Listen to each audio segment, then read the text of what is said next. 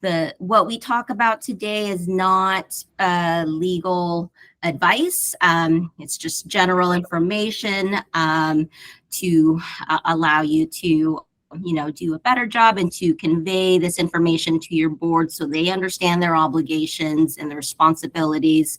If you do need legal advice on a specific issue, please reach out to us so that we can evaluate the facts, review their governing documents, and provide the proper advice to them. Today, we'll be talking about best practices for site inspections and also rules enforcement. Hopefully, some of this will be a refresher for some of you, and then some we can maybe talk about certain issues you are dealing with your boards with regard to any of these topics, and then we'll also open it up to other general questions. There's a question that came in yesterday, or I saw one yesterday, and then I think just this morning there were a couple of additional ones. So we should have time to cover those. So this is meant generally for for managers to help your boards understand that as far as enforcement of the governing documents, that is the board's responsibility and it can't be delegated to management. They can delegate certain tasks related to enforcement, like having you draft and send notices, warning letters, hearing notices, and things like that. But you, the manager of an account, is not responsible for determining whether something might be a violation and then doing all these things, on your own, calling people to hearings when they're not even aware of the issue. So boards should always be reminded it's their responsibility to enforce rules and restrictions in the governing documents, to fulfill their maintenance and repair obligations. Again, they can delegate tasks to management and as their agent, but this is generally not the manager's responsibility. They're also responsible for complying with statutory obligations. For example, SB 326. I think you guys have done a great job reminding your associations who are impacted by that law to get their inspections done before the January 1st deadline of 2025. But it is their obligation. It's not for management to handle and deal with on its own without any input from the board. With regards to site inspections, the main objective is to, generally for site inspections, is to identify rule violations, to identify safety issues and hazards, to help prioritize maintenance and repair items, and to comply with laws, because sometimes, the inspection is required. For example, with the SB 326, that's the actual requirement.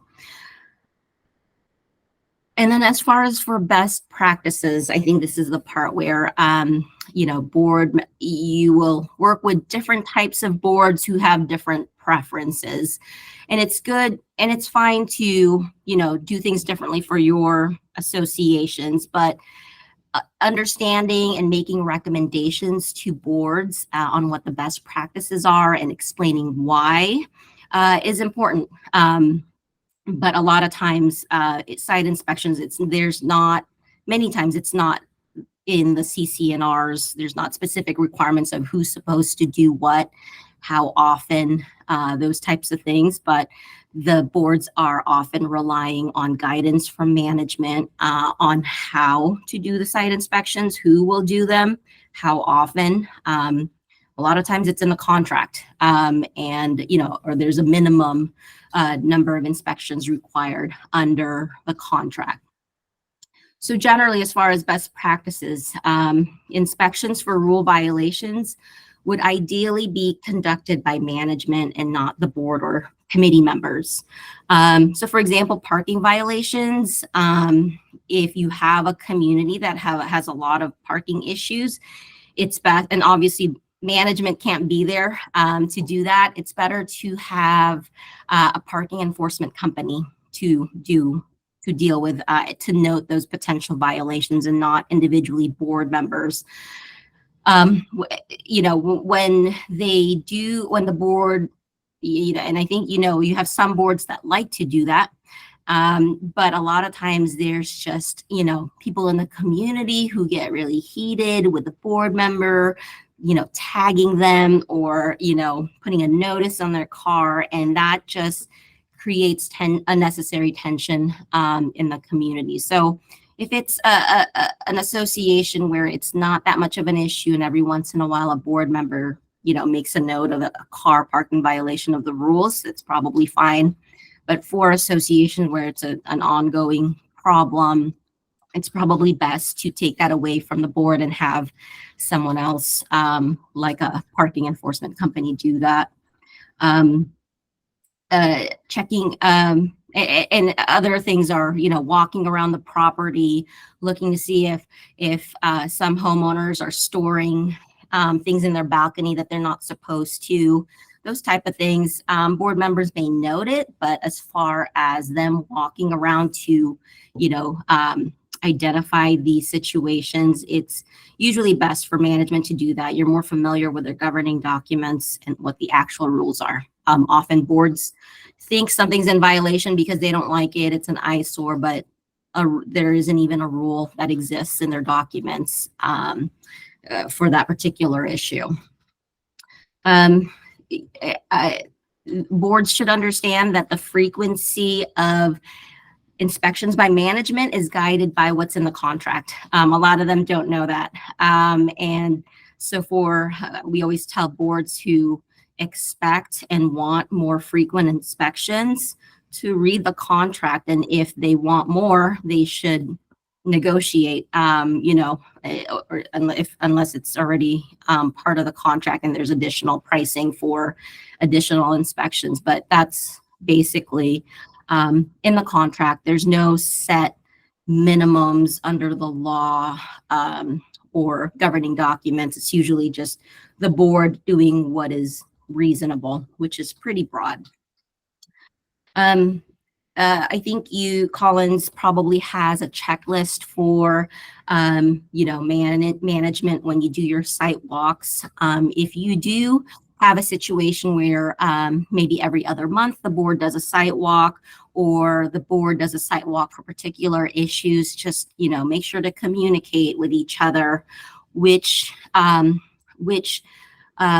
areas or which items that management will be looking for, and then which ones that management, the board will be inspecting, so that you understand, you know, if there's overlap or if there isn't overlap, but just communicating, because a lot of times there's confusion about, you know, one side thinking the other one was going to do it, and then it doesn't get done and nobody's looking for these things.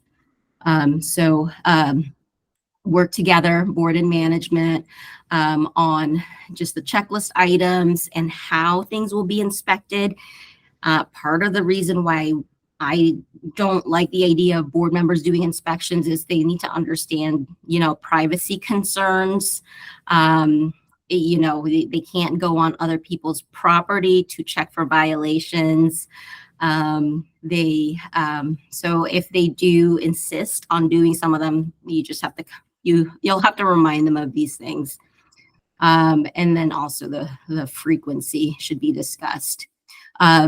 Along the same lines about privacy is, you know, helping boards understand if they are going to do some of the site inspections about photos and videos. And this issue often comes up with surveillance cameras. Can you have them?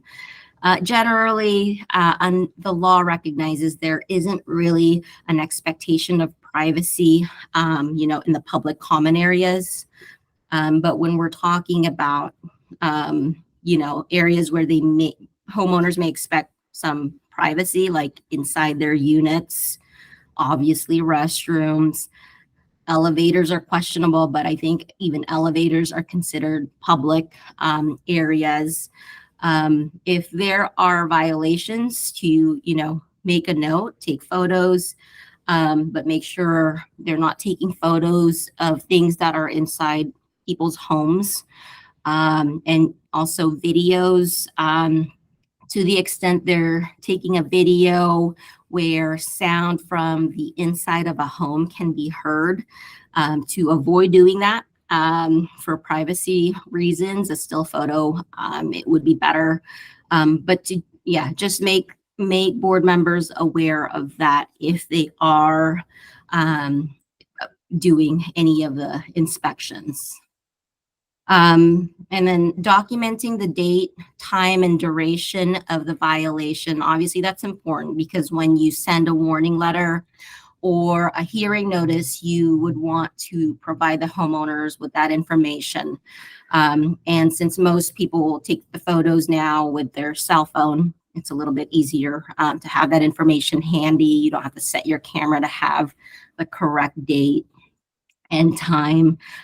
So that's, I think, pretty easy now. And then the last one, managers, board members who are doing inspections, don't move or remove items that may be in violation of the association's rules or governing documents unless there's an immediate life safety concern like a trip hazard or something. Work with appropriate professional to address the life safety issue. For example, if there's like a tree that has fallen down, it may not be safe for you or the board members to move that out of the way. If it's a little branch, it's probably fine.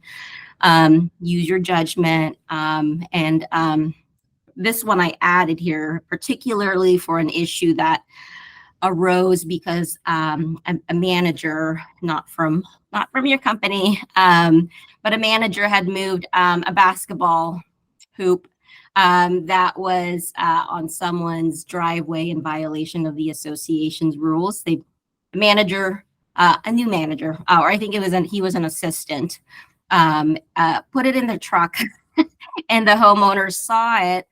And, they're like, what are you doing with my basketball hoop? I don't even know where they were going to take it. Because that's part of the problem. When you remove items, I had one issue where there was a barbecue grill in, somebody's patio that wasn't supposed to be there. Part of the consideration is when the association removes an item, you have to legally store it somewhere so that they can claim it, especially if it's a valuable item like an expensive bike, a barbecue grill, basketball hoop. Where would you bring that? So if it's not a hazard, leave it in place. You send notices, go through that process, call them to a hearing. Don't remove it. It's not a free for all just because it's in there in violation of the rules.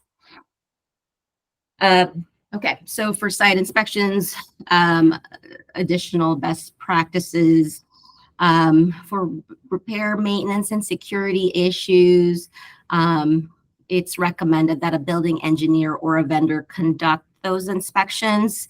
Obviously, there's expertise involved. If it's a maintenance or if it's a security issue, is this gate appropriate to keep people out? You want and also your board to have that reliance from the expert to say yes, that's okay, because there's lots of cases where there's a security issue. The boards thought, oh, it's fine, and then something really bad happens, and then they don't have that cover where they can rely on consultation with an expert when that bad situation happens. And obviously, I think repair and maintenance, even if a board member has construction issues, you always want to encourage them to rely on a vendor, a qualified vendor, to provide guidance and advice. I talked a little bit about the parking violations, about for associations where that's a serious and ongoing problem, to use security monitoring company, not just to take the heat from you and the board, but improper towing is a very, very common ground for someone to file a small claims action, because it's very easy and people are mad. Their car was taken away, they had to pay those fees. So you want to make sure that a company is handling that as much as possible. Reserve study inspections, obviously that will be done by the reserve analyst. It's required under the Davis-Sterling Act, but it's important, for your boards to understand that the reserve analyst is only required to do visual inspections. A lot of them don't even go like actually on the roof. They just, assess the situation, assess, the remaining useful life based on what they can see without opening things up, what they can see from the ground. So you can't really rely on, if there's potentially a roof issue, you can't rely on, the reserve analyst walked the property and said, the roof should be good for another 20 years, because they're not doing the same type of inspection that a roofing company would do. So it's good for just general issues.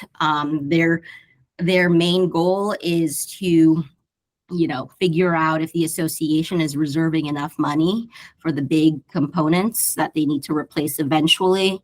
It's not really to specifically evaluate, if there's a problem or a particular issue with a certain component. And then lastly, SB 326. That's just, obviously that is something for an engineer or architect to do, not just, regular contractors, definitely not board members and management, but I think you have people in charge of your SB 326 inspection. So I think you don't need much information about that. So now we're going to go into rules enforcement, and then just, the general outline for the process when you are assisting boards enforce rules of the association. The first step is really to identify if there's a potential violation, and you would know about it because it's either reported to, someone is complaining, reported to you by the board or a homeowner or other resident.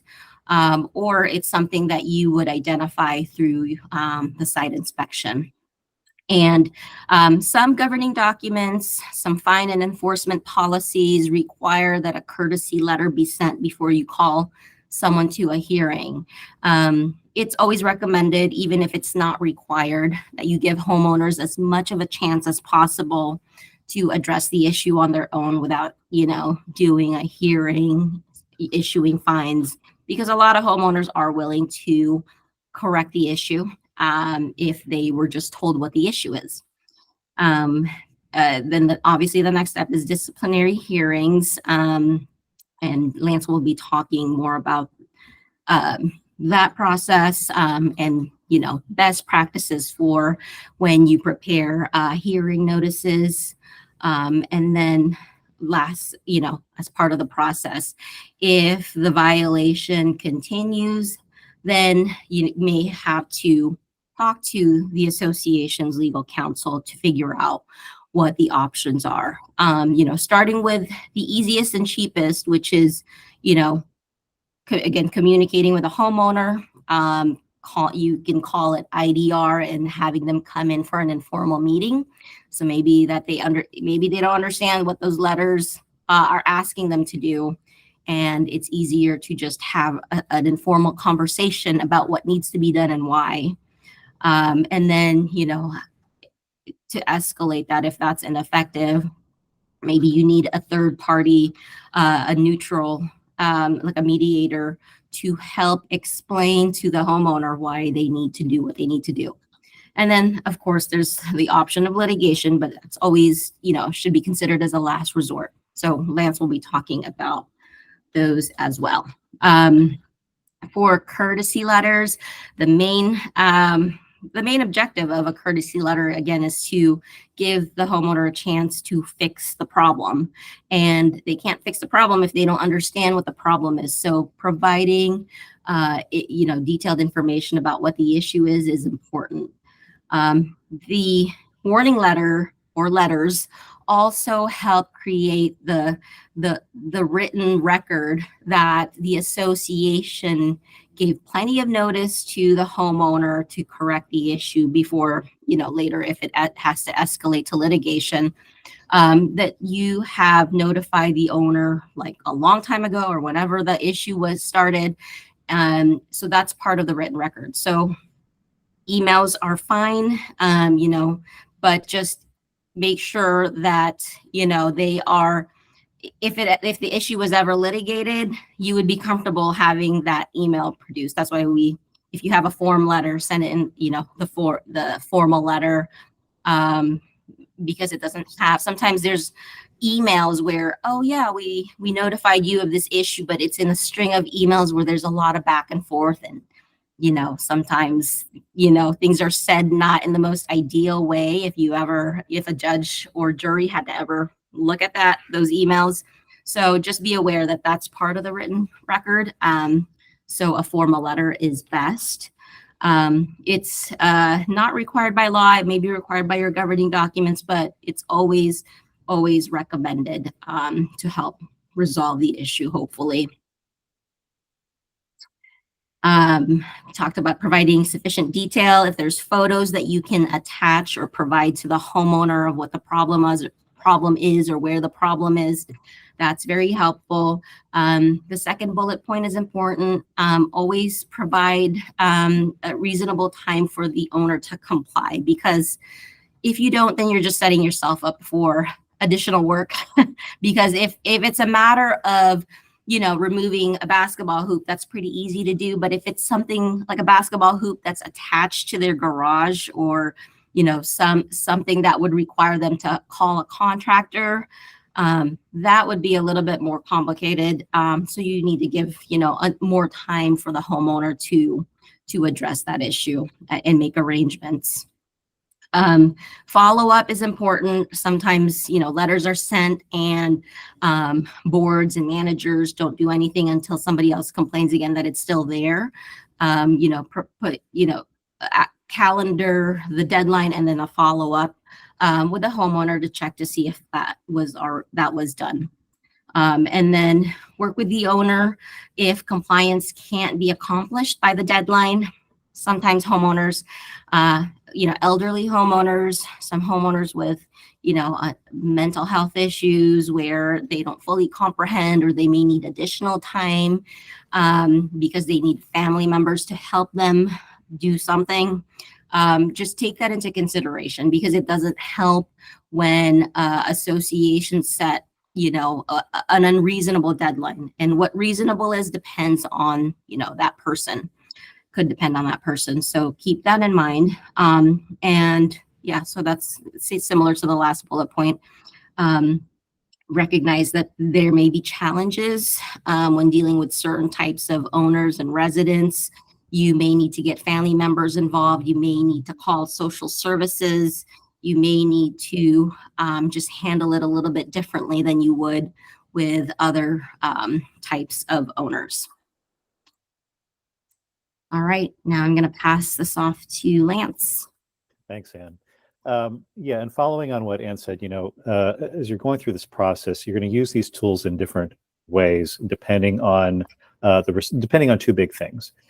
One, how serious is the situation? How serious is this violation? And two, as Ann just touched on, what's the response you're getting from the homeowner? Are there mental health issues? Are there elderly issues? Are there things complicating their ability to comply with fix the violation?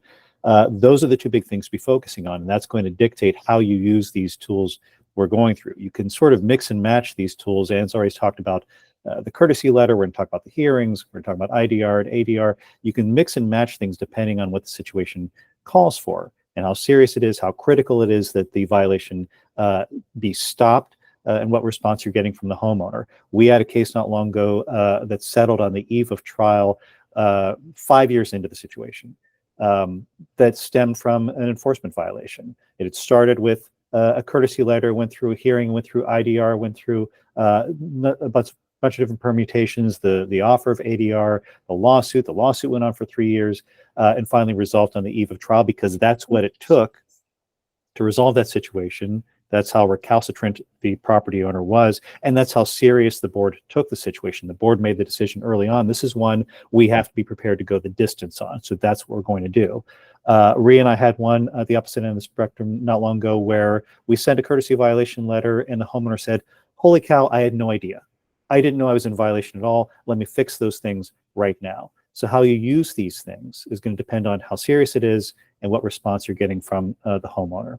So when we get into the hearings, now we're moving into the part of the process where things are required by law, and there's much more strict requirements on how you handle these things. The goal of the hearing, first and foremost, is to make sure it's on the owner's radar, inform them of the consequences if they fail to fix it, and to give them a chance to talk about it. The hearing is their opportunity to be heard and explain why they think they're not in violation, why they think they're allowed to do this, why something else is going on, before the board imposes discipline. Understand, lots of boards want to impose fines, just slap it on their account. Just bill back those charges to that homeowner, just slap it on their account. You can't do that. I know lots of boards want that. You can't do that. Any form of discipline requires proper due process that the law requires for that homeowner. So you can't impose fines, you can't impose a reimbursement assessment, you can't impose any form of discipline without calling that homeowner to a hearing and giving them a chance to be heard. The law, unfortunately, is a little less clear than maybe we would like sometimes when it comes to the issue of reimbursement assessments, and sometimes your governing documents aren't as clear as we might like them to be. Even there, though, when you're talking about imposing some sort of reimbursement assessment, you want to make sure that you've gone through this record, you have the hearing, the homeowner has a chance to be heard before you do that. Yes, Christine, go ahead. Sorry, you might be covering this. I didn't mean to jump in so early, but I just, you mentioned that they have to be called to a hearing before you can enforce any disciplinary action. Mm-hmm. What if you have called a homeowner into a hearing multiple times, but the board does not fine, and then later, maybe a month or two later, the board said, well, we already had a hearing with this guy. He violated again. Does that mean that we can start assessing fines since they had that one hearing with them months prior, or do we have to do another hearing? Great question. We will flesh that out here in a moment, but I love the question. The short answer is no, you have to do a hearing. There are time requirements for the hearing. And the idea is you're saying, dear homeowner, here's the violation, here's the thing you did, here's what part of the governing documents you breached, and here's the potential consequences. And you have, the notice has to go out 10 days or more, depending on the governing documents, but a minimum of 10 days before the hearing. The notice of discipline has to go out within 15 days of that hearing. And the answer to your question is, if you don't go through those steps, then whatever discipline you've imposed is unenforceable. And that homeowner can come back and say, sorry, you don't get to do that. I'm going to bring a legal challenge, and everything you just said you did is invalid. You have to go through those steps. And if you went through those steps and the board elected at that time not to do anything, and then 5 minutes later it pops up again, the answer is, yeah, you've got to go through the process again. Sometimes we will do things where we say, okay, let's impose a certain form of discipline and suspend it for 30 days to make sure this issue has in fact stopped. And if it happens again in those 30 days, then the fine stands, the reimbursement assessment stands. You can do things like that, but you have to stick to the process and make sure that you're giving those notices that the law requires, which we're about to talk about in a second. But great question, Christine. Thank you. And yeah, and that's half the slide right there. And exactly to the point. You can't impose these things without going through these notices. And I mentioned that the law requires that you send out a notice 10 days before the hearing that specifies what the person's doing, what part of the governing documents they've violated, what the consequences are.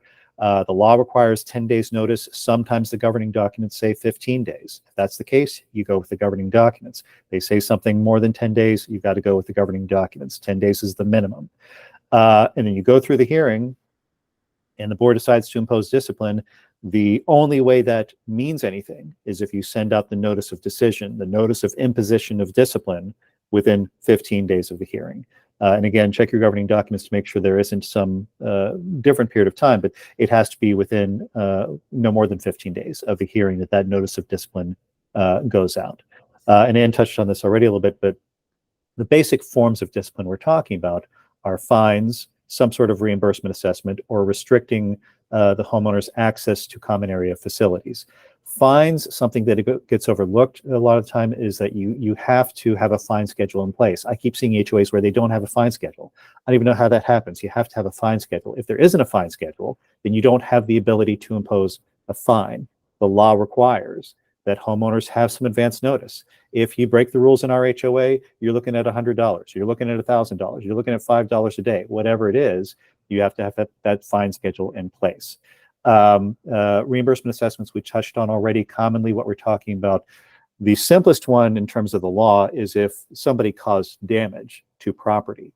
The law is much clearer in terms of the HOA's ability to impose a reimbursement assessment in that context. But usually you have governing documents that say you didn't necessarily break something, but we incurred costs trying to make you comply with the governing documents, and those costs took the form of attorney's fees, management costs. We had to call in a contractor to look at whatever it was, and you can impose those as a reimbursement assessment. And that's the one where, again, the law's a little murky, but you want to make sure you go through the process of a hearing to have a clear record of what you did there and why this dollar amount is attached to this person's account. Restricting access to common area facilities, we see that a little bit less, but that's an option that you can use too. The thing you can't do anymore, and I think everybody's familiar with this at this point because it's a few years old, it used to be the case that you could suspend somebody's voting privileges. SB 323 was passed in 2020. You can't do that anymore. If you're a member, you get to vote. So that's not a form of discipline we can use anymore. Moving on to the next slide.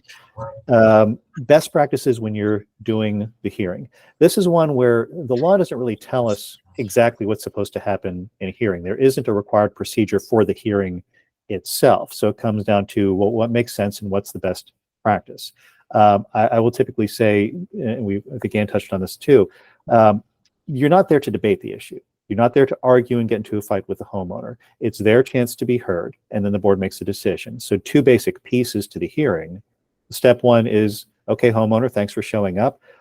You know from the notice what it is we're concerned about. You tell us your side of the story. What is it you would like to tell the board about this situation? Are you saying you're not doing these things? Are you saying that you are doing them, but you should be allowed to do them? Something else is going on. What's your response to these things? And you let them talk. You hear them out. And when they're done, you say, thanks very much, and you excuse them from the hearing. And then step two is the board deliberates. What discipline are we going to impose? Are we going to impose discipline at all? What are we going to do? That's the way you should be thinking about it. You want to generally work with counsel on noticing and conducting the hearings if the homeowner has counsel of their own. They've threatened litigation, they're threatening litigation. There's concerns over possible missteps. How do we get to this point? Are there things we didn't quite do exactly right, either by the board or management to get to this point? We want to make sure counsel's there to sort of cover us a little bit. And I would say too, if it's a particularly complicated matter, a particularly contentious matter, I would have counsel present for the hearing. And I think both Ann and I will typically, when we're in a hearing, we're going to be the ones running the hearing. That's typically what our boards and the managers want from us. We'll take over, we'll run the show, and make sure everybody on the board and the manager has a chance to pose any questions or chime in if they like, but we'll hold everybody's hand through the process. But again, the point is to allow the homeowner to be heard and to present their position on whatever the issue is. You can set reasonable time limits if you need to. Usually an hour is plenty of time for a hearing. A lot of them take a lot less than that. But if you're concerned that the homeowner is going to sort of, blab on for 2 hours, keep everybody there forever as they continue, their saga of their experience of this thing, then you can impose reasonable time limits. A lot of times homeowners will ask to reschedule. That's fine. That shouldn't be a big deal. Typically, we say one courtesy rescheduling makes sense. That makes the HOA appear reasonable. Sure, go ahead and do that. Make it clear to them that, and we write these letters all the time, we don't have to do that. That's not a requirement. We're doing that as a courtesy to you, and understand we're not necessarily going to reschedule again. You're not necessarily obligated to respond to questions or get into a discussion. Sometimes it's unavoidable that there's going to be some amount of discussion. The homeowner will say, wait, where is this coming from? I need to know more. What's going on here?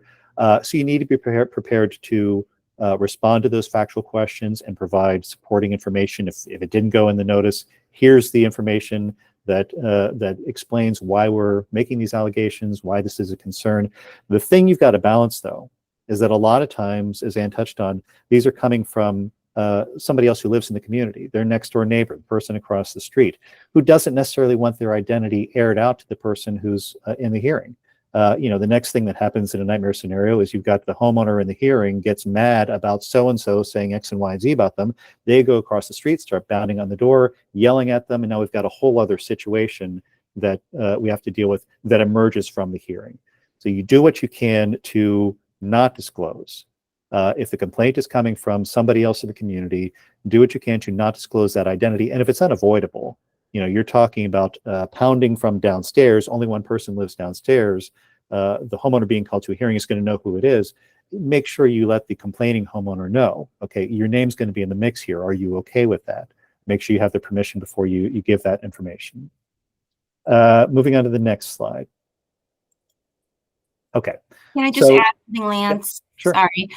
The idea that at the hearing, the board and management doesn't have to say much, and it's just really an opportunity for the homeowner to speak what they need to or address the notice.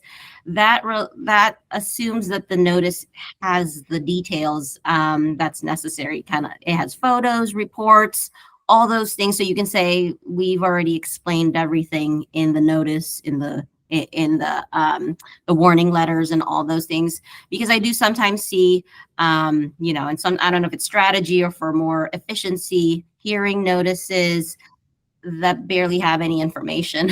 And so the homeowner shows up like, why am I here? And I think if your notice is pretty bare bones, then the board does and management does need to be prepared to explain and have more of a discussion.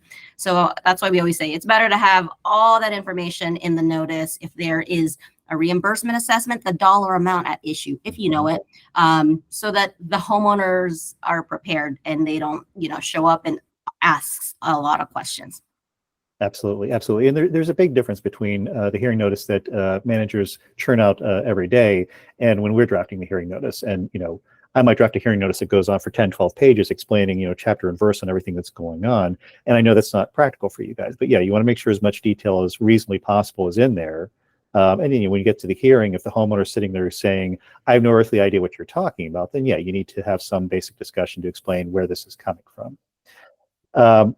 Okay, so you've sent out the courtesy letters, you held the hearing, the situation isn't getting resolved. The homeowner isn't responding at all, they're not showing up, they are showing up and they're being really contentious about the whole thing. They insist they're in the right, you're in the wrong, whatever it is. You need some other tool to resolve the situation. What do you do next? Because what happens after what you do next is you're dealing with mediation or a lawsuit, which costs a lot of money and a lot of time and a lot of headache and resources. What do you do next? And that's where we get to something I've always been a big fan of, the IDR, the internal dispute resolution. This is meant to be, let's take a break, slow down, sit down together and fix this. Let's talk as people and figure out what needs to happen here. This is the California State Legislature saying to homeowners and HOAs, please, before you run off to court, sit down with each other and see if you can fix the situation. It's meant to be informal. It's meant to be a sit down to avoid escalation. This is coming from the Civil Code at sections 5900 to 5915. The idea is a meet and confer. The idea is that HOAs should have a policy in place that follows what the code requires. But if they don't have a policy in place spelling out how IDR is going to work, there's a default procedure under the law, which basically is somebody sends a written request to meet and confer. The HOA sends a written request to the homeowner. We want to talk about this situation. The homeowner sends a letter to the HOA. I want to talk about this situation. Once those words are used, internal dispute resolution, or this code is cited, you schedule a meeting promptly. Make it mutually convenient. What's the time? What's a place that works for everybody? Are we going to do it over Zoom? Are we going to do it at the local pizza place? What are we going to do?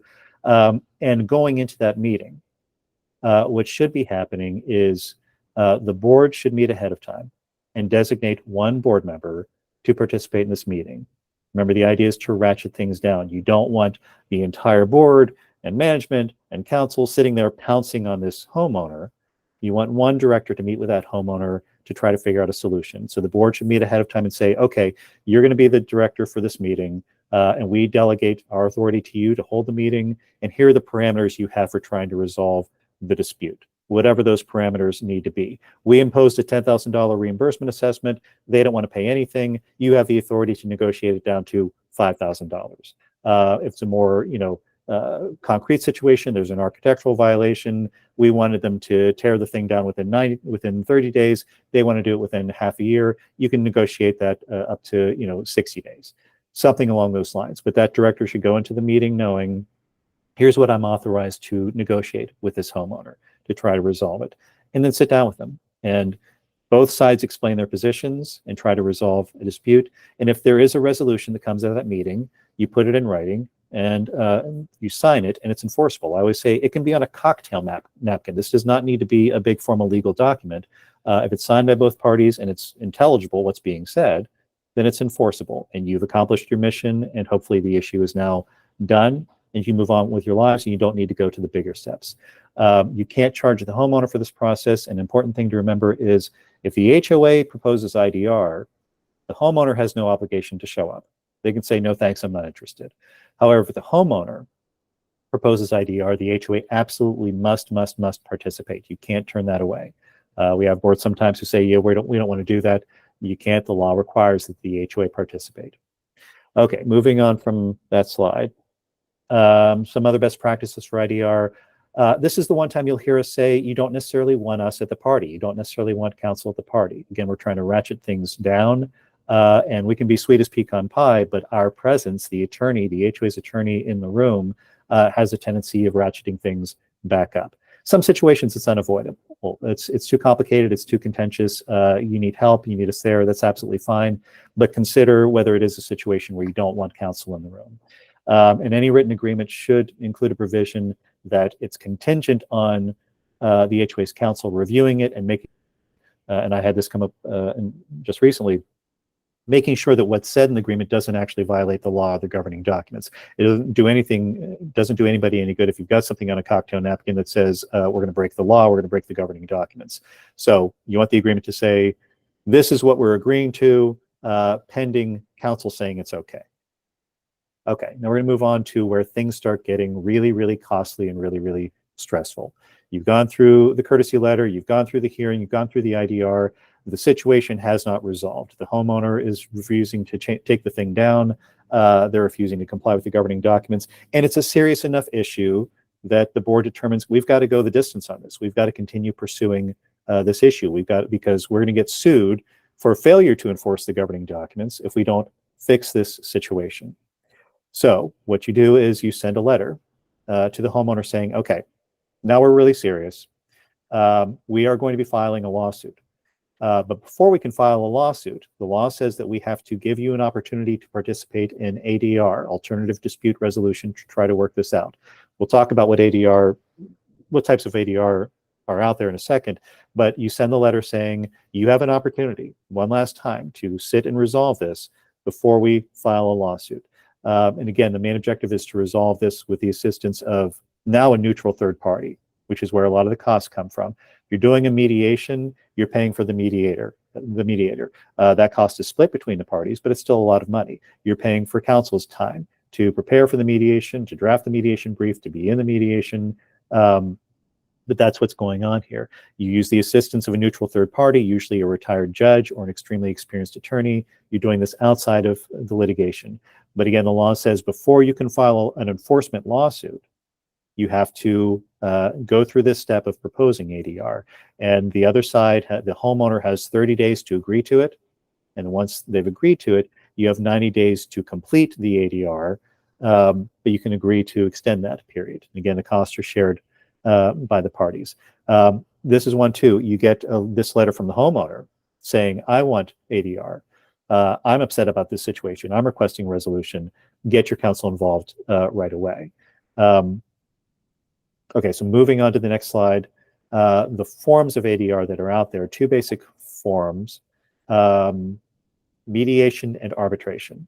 I mentioned mediation already. This is the one where it's not binding, but it's a good shot at getting things resolved. You hire the neutral third party, You've got the HOA's representatives in one room, the homeowner's representatives in another room or virtual room, and the mediator goes back and forth and tries to help the parties resolve the issue. Is it a matter of money? Is it a matter of taking down some architectural modification? Is it something with the governing documents? We've had some crazy mediations on homeowners wanting some interesting things to happen.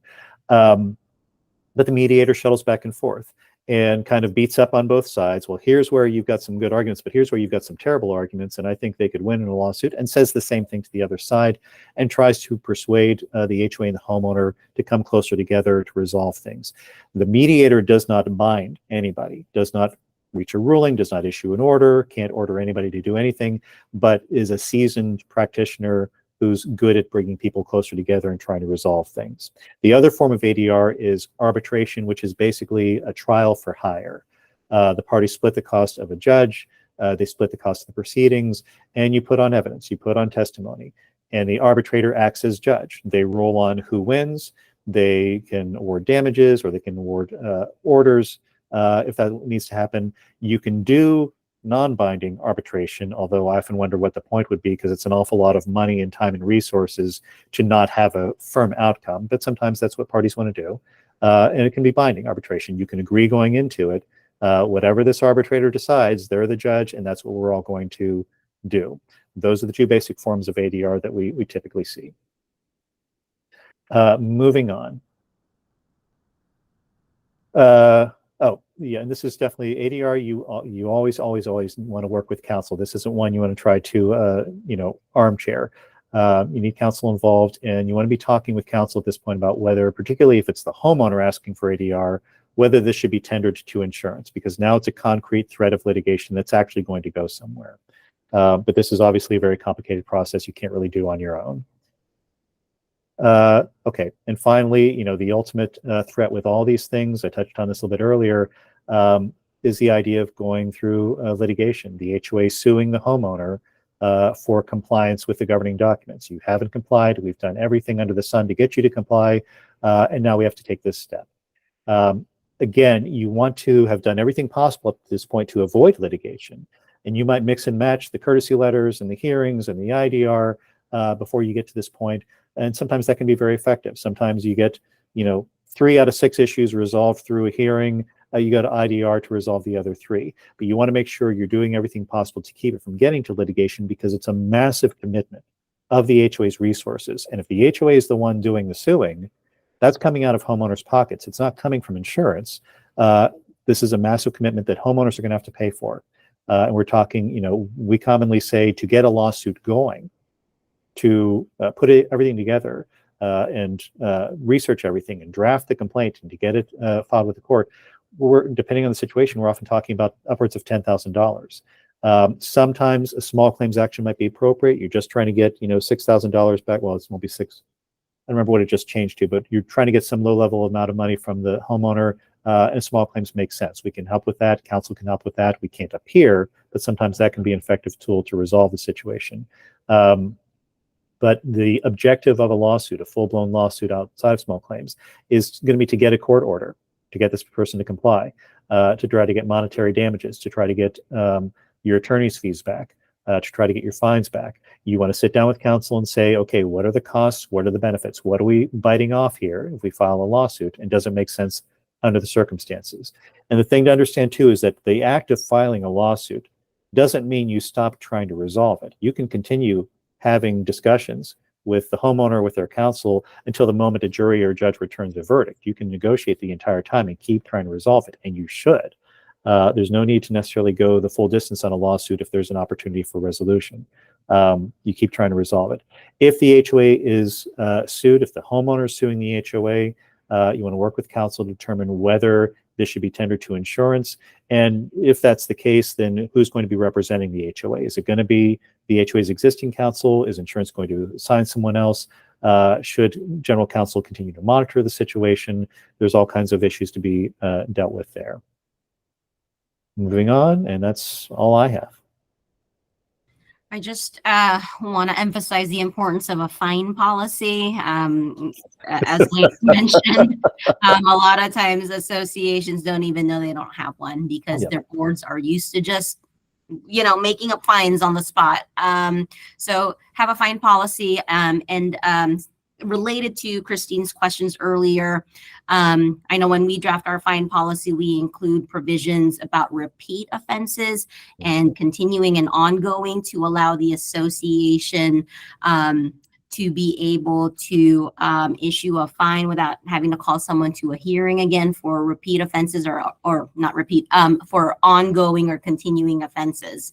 But sometimes it's still tricky when you're dealing with that issue. For example, I had one where a resident was smoking, and the board wanted to be able to just put a fine in the account each time someone complained about smoking. And, even though because they had a fine policy that allowed for, automatic fines for continuing and ongoing. And, in that situation, I recommend then that we, every month we call them to a hearing and list the dates of when somebody complained. At least that way we give that person, the owner, a chance to address or present counter evidence, although that's tough. But it may not make sense for everything, especially those that you can't take a photo or document that is still an ongoing issue. Because for some types of violations, it's easy, like a car parked by, a car that's parked somewhere, a bicycle that's left in the common area, it's still there. You can take a photo, and it's evidence that it's still there. So talk to counsel when you're dealing with something like that. So any questions about this topic before we go into the questions that we received? Sierra. For the IDR, do both parties have to be present at the same time, or can it be one, they're both on Zoom, but one's in the waiting room, they say what they have to say, and then go out, and then the other person come in? Is that Who would be staying in the room? the board would be staying there, but the neighbors don't get along. So Okay, I got you. Yeah, I mean, if you've got a situation where the idea of an IDR is a meeting between the HOA and the homeowner, and if you've got a three-way situation, you've got multiple homeowners, or a four-way situation, sometimes an IDR, and we've certainly done them, can be productive where you get everybody together in the same room. But if going into it, that's not going to work. These people hate each other. They're going to beat each other up. We've got to keep them apart. Sure, yeah. It sort of becomes this hybrid process where, okay, we're going to sit down with you. It's like the HOA is acting as mediator. We're going to sit down with you, hear your side, and then sit down with the other one and hear their side and try to come up with some solution. But the point is that you still need everyone to be in agreement about what's going to happen next. This isn't one where the HOA has the authority to impose anything. We're not in a hearing. We need an agreement. We need consensus. So if you're dealing with the HOA and two homeowners, you're acting as mediator. You're trying to propose something that everybody's going to be able to live with, if that helps. Brent. Hi, guys. I was in a CACM training yesterday, and the attorney brought up a 5-year statute of limitations for, I guess, rules that have not been enforced. That was new to me. I thought maybe you can comment on that. That's true. Yeah, that's as a basic matter. We're talking about covenants. We're talking about restrictions that bind the HOA and the homeowner. And yeah, if a violation comes up in 2019 and we haven't done anything about it yet, then yeah, the statute of limitations is going to expire. Understand though that lots of times what we're talking about is something that is a continuing situation. The reason we care about it in 2024 is because it's still happening. It's been going on that whole time. If it's been happening throughout that period, then the HOA would have an argument the statute of limitations hasn't started running yet. Once they stop doing it, then it starts running. But if it's continuing throughout that period, then it hasn't started running yet. We can do whatever we need to do. I took it as a rule that has not been enforced by the association for 5 years. I don't think it would apply quite that way. It does raise some issues about whether the HOA is arbitrarily enforcing the governing documents. And what do you think? Yeah. I think it's if somebody did something over 5 years ago, you can't now call them to a hearing for that problem. But the fact that the association hasn't called anybody to a hearing for that particular issue, I mean, somebody would have to make that argument because it may not be, I don't know, it's very factual. And so you can argue that, this situation is different, and you know, boards have discretion on how they enforce. And most documents have some kind of language about some, you know, that Yep. the board doesn't waive its ability to enforce a rule because they have, there's language in there. So I think that helps, but it's usually that comes up in a situation like what Lance described. I also see it a lot for, you know, collections, like failure to pay assessments over a span of years, and the